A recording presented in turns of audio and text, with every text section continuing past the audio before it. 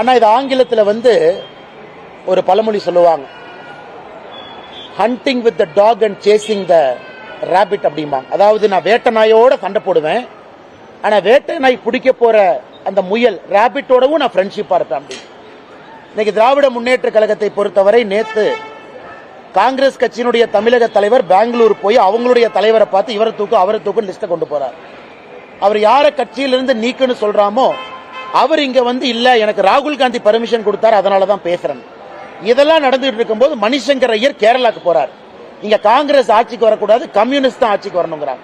இன்னைக்கு மணிசங்கர் ஐயரை போய் மைக்ல நீட்டி நம்ம நண்பர்கள் கேட்கறாங்க, பத்திரிகை நண்பர்கள், என்ன ஏங்க சொன்னீங்க? நான் ராஜியோட காங்கிரஸ்காரன், ராகுலோட காங்கிரஸ்காரன் இல்லைன்னு.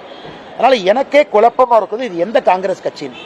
மணிசங்கர் ஐயருடைய ஸ்டேட்மெண்ட், தமிழகத்தில் திரு பிரவீன் சக்கரவர்த்தி அவர்கள், திரு மாணிக்கம் தாக்கூர் அவங்க ஸ்டேட்மெண்ட், இன்னொரு பக்கம் செல்வ பெருந்தை அவங்க ஸ்டேட்மெண்ட்டை பார்க்கும் பொழுது இது காங்கிரஸ் கட்சியே இல்ல, ஒரு 10 பேர் ஃபெவிகால சேர்த்து ஒட்டி ஒரு கட்சியா நடத்துறாங்க. அதனால அவங்க என்னதான் தனியாக குதிச்சாலும் கூட திராவிட முன்னேற்ற கழகம் ஆட்சிக்கு வரப்போதில்லை. ஆட்சிக்கு வந்தா தானே அதிகார பகிர்வு, ஆட்சிக்கே வரப்போதில்லை எங்க அதிகார பகிர்வு? எல்லாம் பேசாம வீட்டில் உட்கார்ந்து சண்டை போடாமல் இருக்க வேண்டும் என்று காங்கிரஸ் கட்சி அன்போடு கேட்டுக்கொள்கிறேன்.